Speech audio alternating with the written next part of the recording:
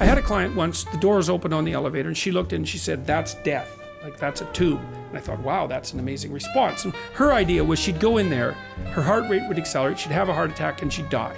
So as far as she was concerned, walking in there was death, right? Okay, so for me it was an elevator, but for her it was death. It's like, okay, well, what do you do about your fear of death?